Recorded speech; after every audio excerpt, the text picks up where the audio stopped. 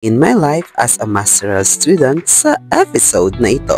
Tara, samahan niyo ako sa aking panibagong journey naman na aking tatahakin sa buhay kong ito.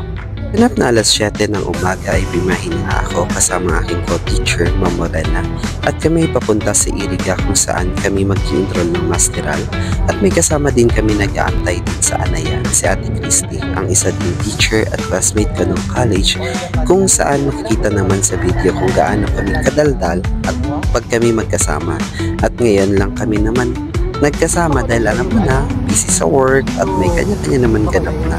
Kaya obvious naman mula Anayan papuntang Iriga ay panay daldalan. Kasi sinusulit namin yung mga oras at yung tagal na din na pagkakwentuhan.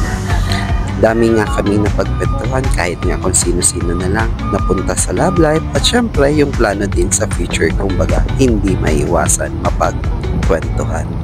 At dahil sa haba ng biyahe at syempre di namin namalayan, ayun nga nakarating na kami sa aming destination dito sa Iriga at ma-share ko lang sa inyo mga kapako. Ito yung first time ko na makapunta sa lugar na ito at thankful ako kasi nakarating kami ng safe at yung i-enrollan ko ng school ay nasa sentro lang ng Iriga. To be honest mga kapako, matagal na sana ako mag-i-enroll ng masteral like nung summer class sana. Kaso ayun nga, dahil sa short sa budget and syempre baguhan pa lang sa work, kumbaga nag-a-adjust pa, hindi ko alam kung mapagsasabay ko siya.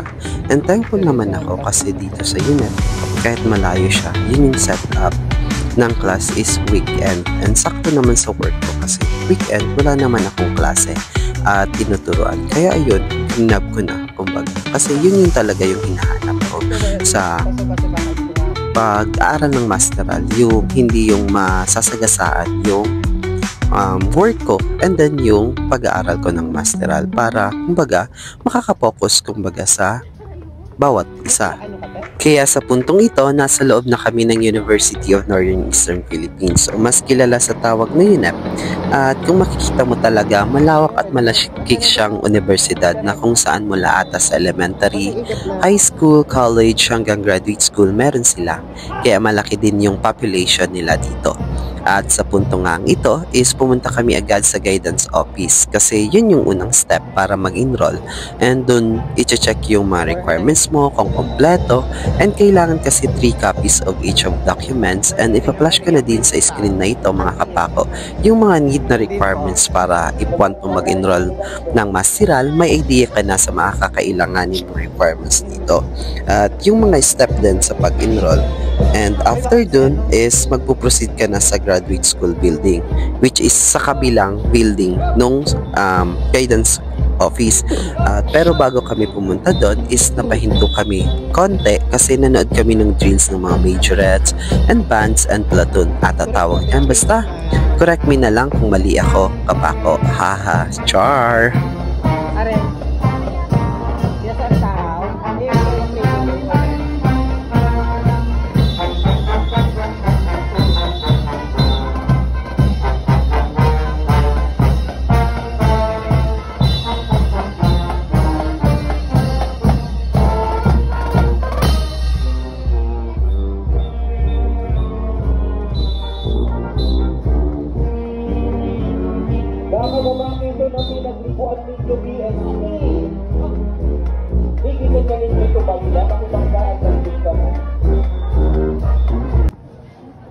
After manood namin is dumiretso na nga kami sa graduate studies building kung saan may mga nag-i-enroll din na mga ibang old students and yung mga katulad namin ng mga new students.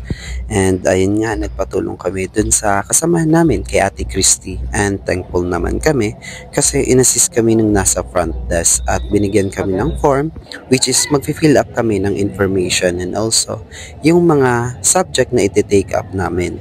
Pero sad to say, yung 3 subjects sana na para katumbas na 9 units agad. Kaso, hindi pwede namin kunin kasi magkakaroon daw ng conflict kapag nag-enroll na kami sa next sem. So, we decided na 2 subject lang and siguro pabor din sa amin ito kasi kagaya namin na nagtuturo para kumbaga hindi rin kami mahirapan mag-handle ng work at nung pag-aaral namin sa masteral.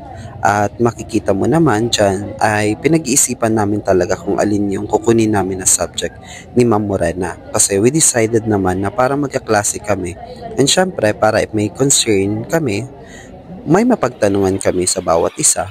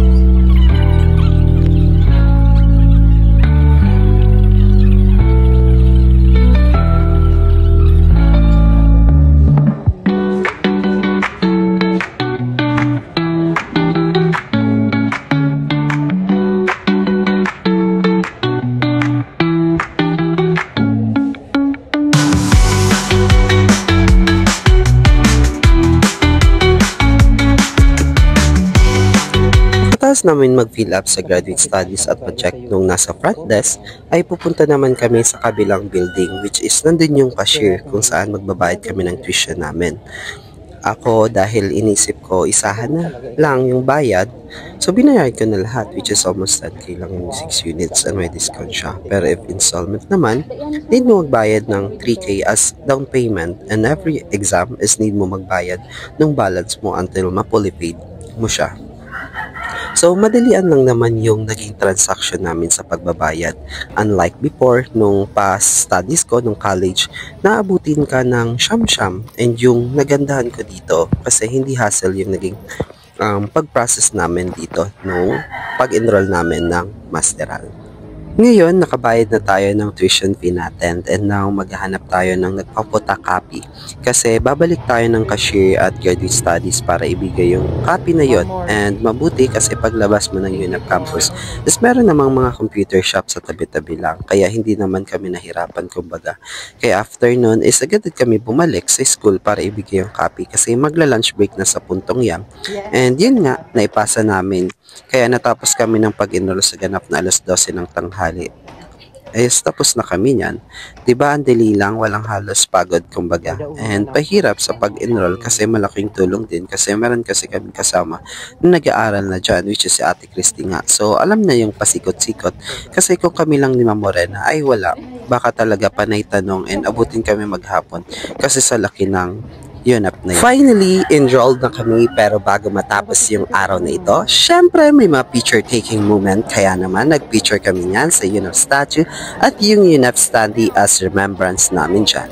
At bago kami umuwi, syempre napagod kami at nagutom kaya sakto tanghali kaya kumain kami sa favorite namin which is Mang Inasal kung saan only ang lahat. Hahaha, char!